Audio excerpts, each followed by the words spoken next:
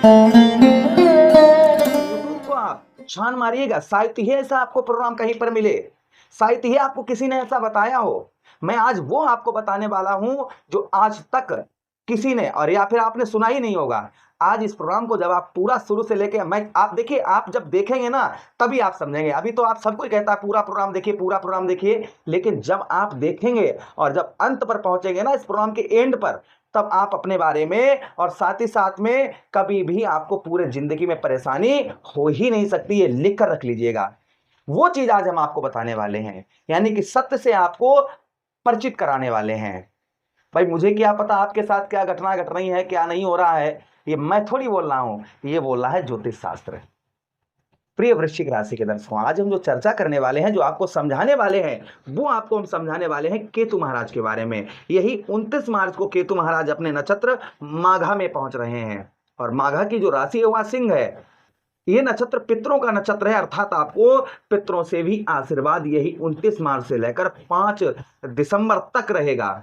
और साथ ही साथ आज आप जो जानने वाले हैं ना, जो अपने बारे में जानने वाले हैं, और भाई आपकी इस समय जो भी उम्र होगी ना, वो तो आप बीत गई, जो बीत गया है वो दौर ना आएगा। इस दिल में सिवा, एक गाना है ना, इस दिल में सिवा कोई तेरे और ना आएगा। तो जो बीत गया है वो तो आ नहीं सकता है, लेकिन आगे का आप ठीक कर सकते हैं। आगे की लाइफ जो है ना, आगे जो बचे हुए आपके वर्ष हैं, उम्र, देखिए इस संसार में कोई चीज सच है तो वह मृत्यु है। ये सबको मालूम है, मरना किसको नहीं यहाँ पर है, सबको मरना है। इस संसार में एक कोई सबसे बड़ा सच है तो वह सिर्फ मृत्यु है, ये सबको मालूम है। मृत्यु के कारक और मोक्ष के कारक ही, जैसा आपने थंबनेल में लिखा देखा है ना, कि मोक्ष का देवता जाग उठा है। तो मोक्ष किसके हाथ में है? वह केतु महाराज के हाथ में है। यहाँ पर सबसे देखिए, प्रोग्राम बहुत बड़ा होगा तभी आपको समझ में आएगा। ये नहीं कि बस 2 मिनट में, 4 मिनट में, 5 मिनट में समझा दें। यहाँ पर प्रोग्राम बड़ा होगा, इसलिए समय आप जरूर दीजिएगा इस प्रोग्राम को देखने के लिए। सबसे पहले जो चर्चा करेंगे ना, कभी भी आप, भाई ये हम इतनी बड़ी बात अगर आपसे बोल रहे हैं तो कोई हवा हवाई थोड़ी बोल रहे हैं। थोड़ा सा समय, हर चीज के लिए थोड़ा समय देना पड़ता है। तो यहाँ पर थोड़ा सा आपका मैं समय लेना चाहूंगा इस बात का कि देखिए, जिनसे केतु महाराज रुष्ट होते हैं, जैसे आप एग्जाम्पल फॉर समझिए, भगवान ने आपको यहाँ जन्म दिया। कि आप रोड पर ऐसे ही जैसे देखे ना, बहुत सारे मतलब पागल घूमते रहते हैं, इसलिए थोड़ी जन्म दिया है। भगवान ने कुछ करके दिखाने के लिए आपको ये जन्म दिया है। कोई कुछ आप संसार में करिए, कुछ दिखाइए लोगों को कि हाँ मैं भी कुछ हूं, इसीलिए जन्म दिया है ना। और हर व्यक्ति के पीछे कोई ना कोई रोल है किसी ना किसी का।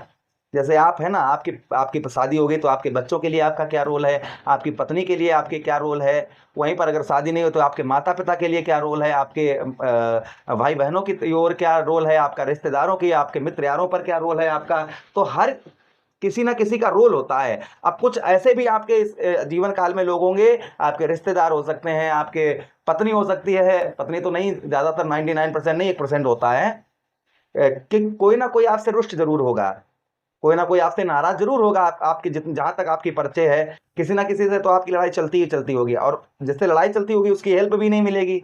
वो आपका अच्छा चाहेगा ही नहीं, वो तो आपका बुरा करेगा, करेगा ना।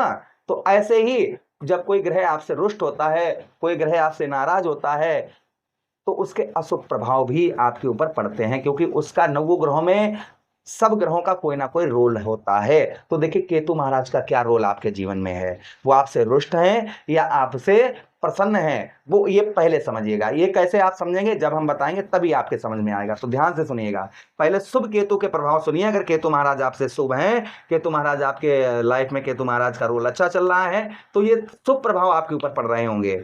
और केतु महाराज का अशुभ प्रभाव तो अशुभ प्रभाव पड़ते होते हैं। दोनों चीजें हम आपको बताएंगे। पहली चीज, जिनका केतु अच्छा होता है ना, सबसे पहले बताया गया है कि आपकी जन्म कुंडली में अगर केतु महाराज शुभ स्थिति में है और अच्छी स्थिति में है, तो अत्यंत ऊंचाइयों पर इंसान को ले जाते हैं, यानी कि बहुत ऊंचाइयों पर ले जाते हैं। उसका चारों तरफ नाम होता है, जैसे संत श्री प्रेमानंद जी हो गए, जो, उनको कौन नहीं जानता है, सबको जानता है, क्योंकि उनका केतु स्ट्रांग है, केतु मजबूत है।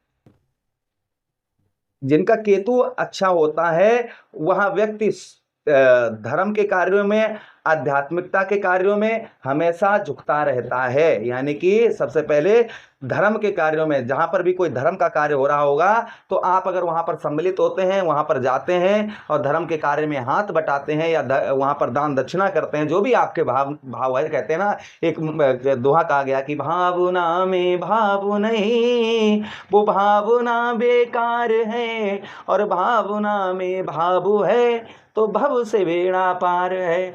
तो अगर भावना, अपनी भावना के हिसाब से आप कुछ करते होंगे, धर्म और दान इसमें आप रुचि रखते होंगे, धर्म कर्म के कार्यों में, तो केतु अच्छा है आपका। अगर आप नहीं रखते हैं तो केतु अशुभ है, केतु महाराज रुष्ट हैं आपसे। उसी के साथ ही साथ जिनका केतु अच्छा होता है वो संसार की मोह माया को छोड़कर मानसिक शांति प्राप्त करता है। इस मोह माया को छोड़कर, जैसे हमने बताया ना, प्रेमानंद योगी और बहुत सारे लोग हैं जिनको मोह माया से कोई मतलब नहीं है, वो सिर्फ परमात्मा, उनको जीवन का सत्य पता लग गया। क्योंकि केतु जो है ना, वो आपको अंदर का ज्ञान देता है, यानी अंदर की चीजों को दर्शाता है। तो जिनको अंदर का ये पता हो जाता है, भाई ये कुछ नहीं है, सब जिस तरीके से मकड़ी जाला बना, ये क्या है जो आप आंखों से देख रहे हैं, ये संसार माया का है, जो जिस तरीके से मकड़ी जाला बनाती है उसी जाले में फंसकर स्वयं अपने प्राण दे देती है। इसी प्रकार से जो प्राणी संसार में आता है वो इस मोह माया का हो जाता है, इसमें उलझ उलझ, जीवन में उलझ उलझ उलझ उलझ करके एक दिन इस संसार से विदा भी हो जाता है।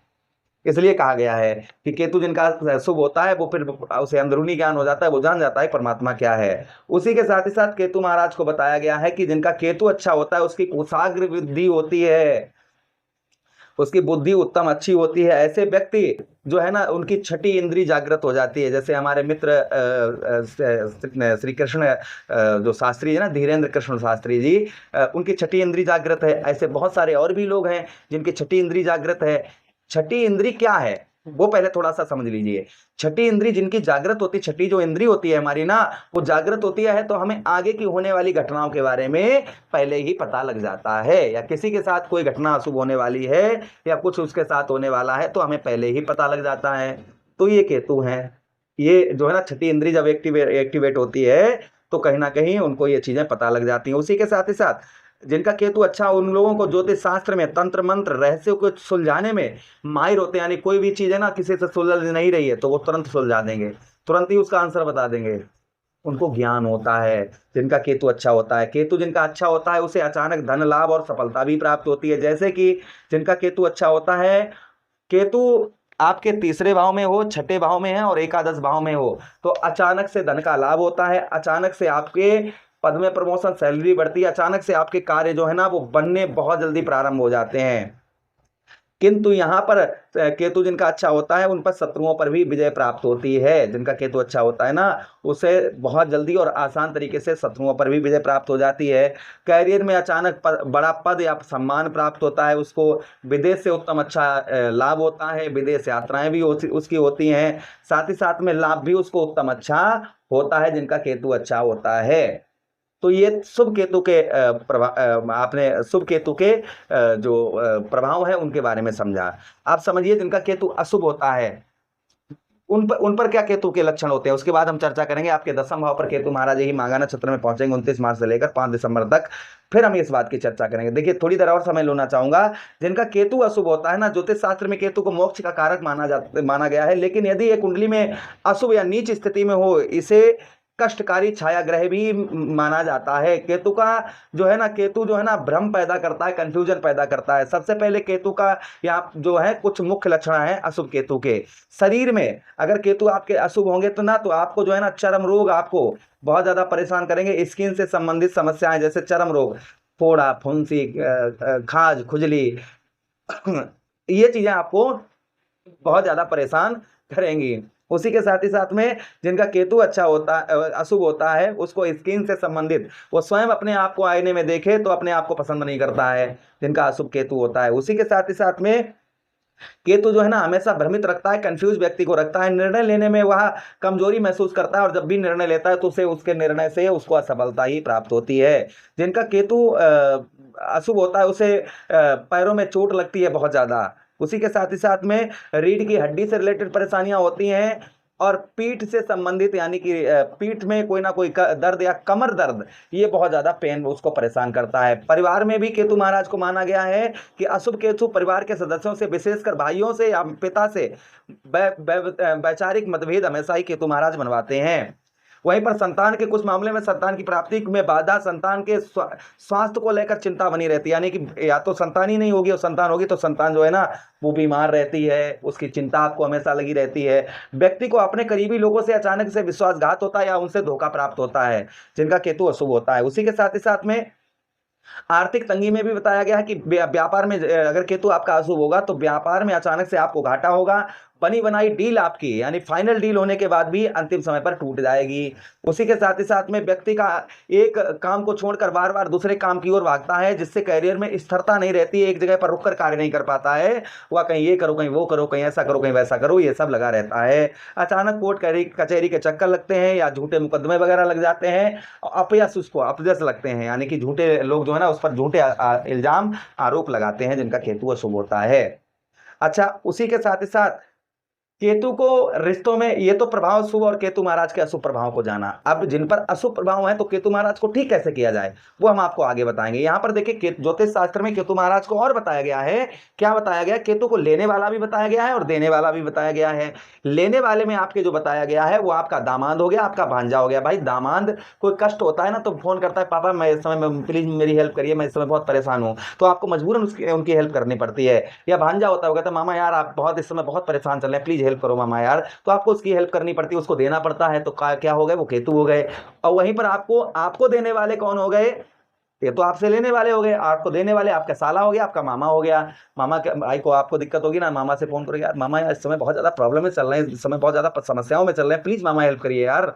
और वहीं पर अपने आप जो है ना साले से भी कहेंगे, यार इस समय बहुत ज्यादा हम कष्ट में चल रहे हैं, इस समय ज्यादा बहुत ज्यादा प्रॉब्लम समस्या चल रही है, प्लीज यार हेल्प कर इस समय। ऐसा आप बोलेंगे, उससे हेल्प मांगेंगे, क्योंकि वो आपको देने वाले में हो गए। जानवरों में केतु महाराज को बताया कि आपके द्वारे पर बंधा हुआ कुत्ता जो रखवाली करता है, अनपरिचित लोगों को आप घर के अंदर नहीं घुसने देता है, वो केतु है। वहीं पर जो आपके अंदर चूहा बैठा है घर में, आपकी बहुमूल्य चीजों को कुतर देता है, आपके वस्त्रों को कुतर देता है, आपके कागजों इंपोर्टेंट आपके डॉक्यूमेंट्स को कुतर देता है, वो केतु हो गया। तो केतु को अच्छा भी है, केतु बुरे भी हैं, दोनों चीजें केतु के। केतु जो है ना, केतु इंटू मंगल, राहु इंटू शनि। तो केतु जो है ना, केतु की एनर्जी जो है ना वो मंगल की एनर्जी जो है ना केतु के अंतर्गत है। तो केतु को जो है साहस और पराक्रम का भी कारक माना गया है। अब देखिए दसम भाव पर आपके केतु महाराज गोचर करेंगे, इससे क्या आपको लाभ होगा।